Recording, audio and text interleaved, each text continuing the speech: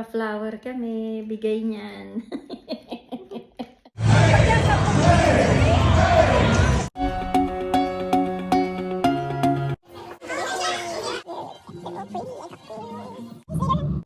Higher.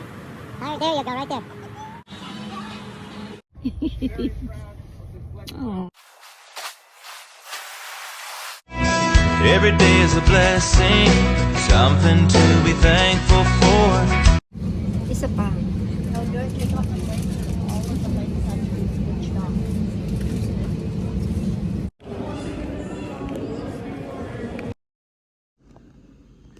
Okay.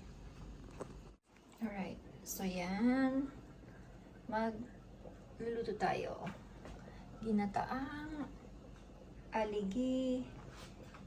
Ginataan. Yung ingredients. Ginataan. Of course, coconut milk. Yan lang. Yan yung meron dito sa Amerika. So, tatry tayo. First time natin magluto ng ginataan. Yan yung napa cabbage.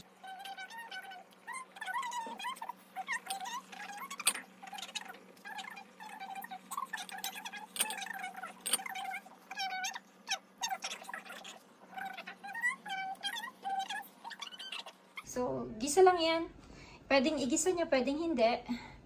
And then, ito-throw natin dyan. So, it's gonna be so yummy to eat. Okay. Ang hirap mag-glass. Dugo-dugo na ilong ko. My goodness. Alright. So, yan. I think luto na tong ano. So, we're gonna start sauteing and cooking it. Alrighty. So, we put oil. Naglagay tayo ng mantika.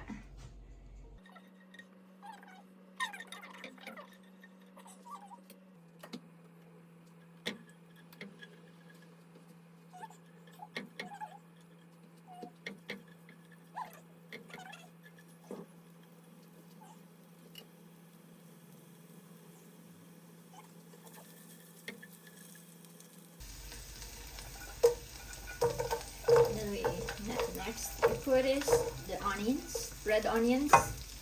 So, kung wala kayo red onions, whatever onions that you have, whatever is available in the house, you can use it. So, kung wala kayong sibuyas, next natin, first yung ginger and then luya sa Tagalog, and then we put the onions. Sa Tagalog, sibuyas. There. Me, I wanted to cook it like a little brown.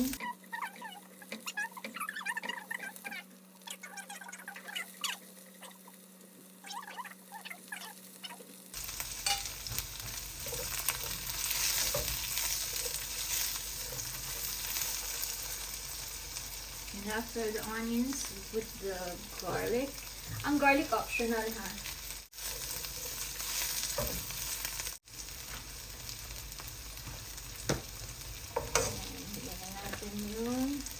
Ang habol ko dyan guys is, ang habol ko dito guys talaga actually, natanggal mo yung isang ano. Is yung ano lang,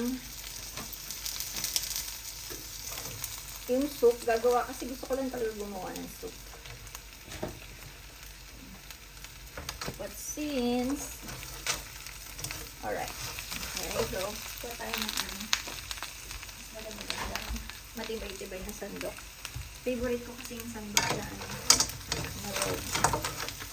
So, ganyan. Yun lang.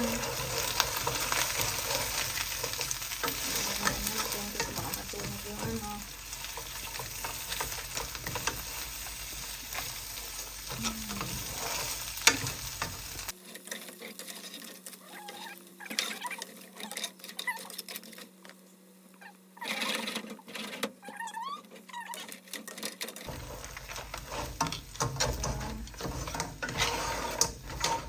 Lagyan na natin yung ito, lagyan na natin yung ouchie. Okay.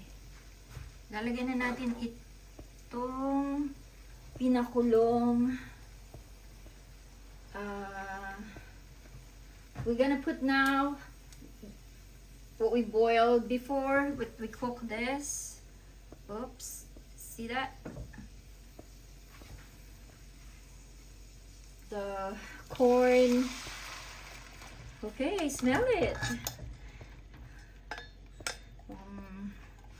As much as I don't sana kasi overcooked yung. But I smelled it already. Ooh, there. So yan. Then yung napay lalagay na lang natin later pagka kumulo na. So dagdagan natin yung water.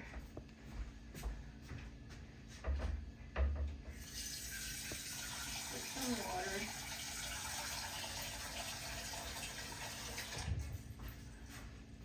It smells so good. Ang bango na guys. Alam niyo yun, yung ginisa. It smells so good.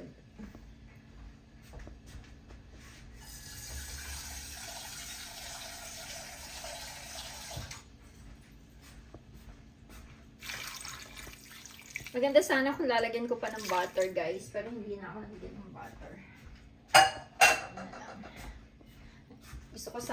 Gusto ko lang sana din isang optional na cooking is walang saute. Just the other optional that you can cook is you don't need to saute, you just put everything here. Okay, so yung sa mga friendship natin sa Pinas hindi ko ayoko pwede rin yung hindi mo na igigisa, i-ano mo na lang, tawag dito, i-dump in mo na lang lahat, ilagay mo lahat. Then it'll be good. Yan, ganyan lang gusto ko. Okay, bok choy sana lalagay ko din yung bok choy na cabbage. Pero next time na lang. Ito na muna kasi ito yung ni-request ng asawa ko. Gusto niya yung... I forgot. Yung patis. Gusto niya yung ano... Gusto niya yung tawag dito, yung itong napa cabbage na to. So, lagay na natin yung napa cabbage. Lagay na rin natin to. There. Kasi ayokong i-overcook yung talangka. Ah! Somebody fell. Okay. Somebody fell. So, we put the napa cabbage now. Sa Pilipinas, di ko alam ng tawag dito pero repolyo to ng ano, parang repolyo Baguio. Yun yata yun. Pero repolyo siya ha. Okay. Wow. And then, cover lang natin. So, hintayin natin siyang kumulo. Ito yung asawa ko nagluto ng tri-tip. Ayan siya. Ayan, kinukook niya yun. Binibake namin yung tri-tip. Hi! So, hi guys! I'm back! Ayan, now it's boiling. Nakahanap ako ng perfect na ano. Perfect na takip. I found the perfect cover for this. Ayan, so guys. Diba yan na? Since kumukulo na siya, so we're gonna put ang ating secret ingredients for the gata. Since it's boiling now and cooked, these are secret ingredients for the gata. The evap, and the coconut milk. Gatang, we call in Tagalog is gatang aligi ng crab. Okay, natin siya dyan. Oh my god, do not fall. There. So, we're gonna put in medyo ano na yun. Hinalo ko na siya guys ah.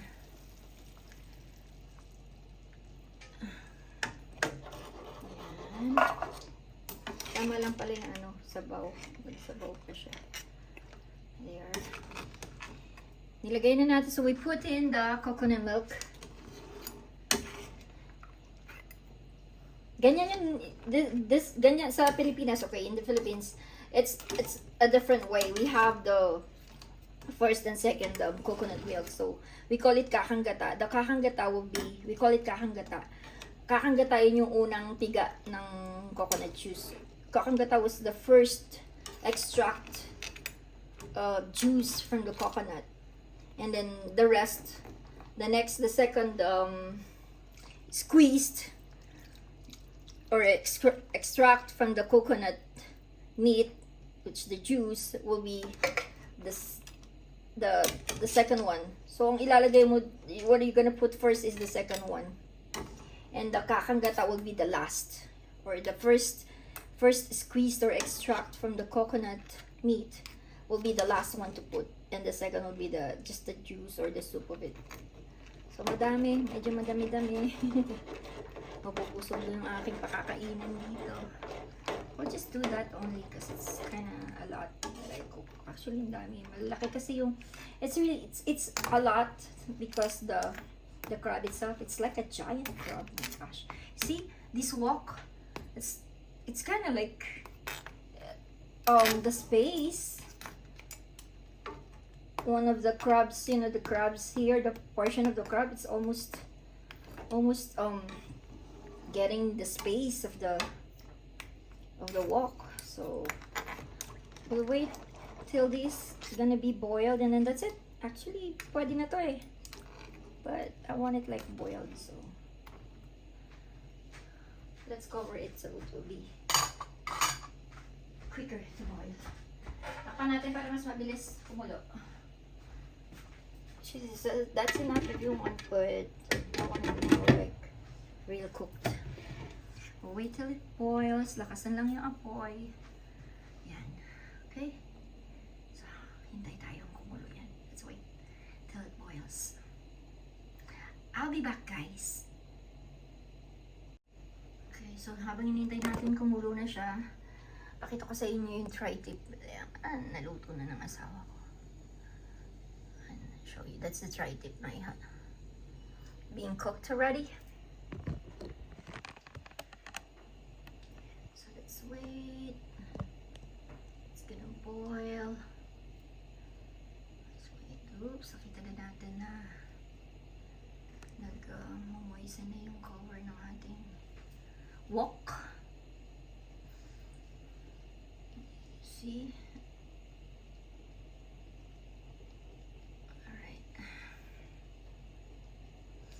Oh, I forgot. Chili. Okay, well, I wasn't able to buy yon. Kung gusto niyo medyo maanghang, bili kayo ng, if you want a little bit spicy of this, you can buy chili. You can put chili here. Over there in the Philippines, we put this serrano, like a serrano, the green one. Okay, the green one serrano, not jalapeno, but the green one serrano, or just the pepper that is like a long green, you can put in there. We always put it in our main dish there, like sinigang. So if you want like a little bit spicy, you can add on it. And mine, so maybe I can put the pepper since it's boiling. Alright.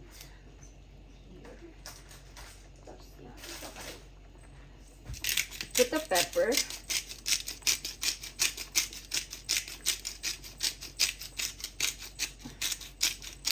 It's boiling already. And then you put nyo na yan, hanguin. So it's already cooked. Just put here. Tikman na natin. Let's taste it. Come on. Hey guys. So tikman na natin. Hey guys, let's taste it. Ito na yung, hindi ko mapakita kasi it's done na. But it's still hot. So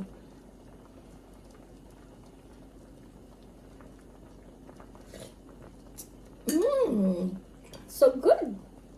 Umanghang siya. Gawa ng pepper, which is good. It's because of the pepper. It's kind of a little bit spicy because I put more pepper on my plate. So good.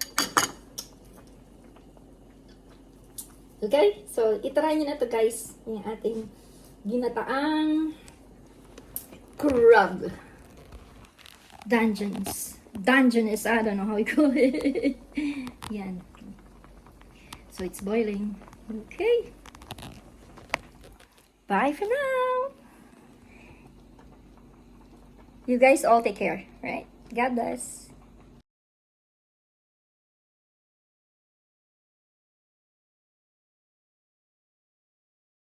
We are over the top of Las Vegas.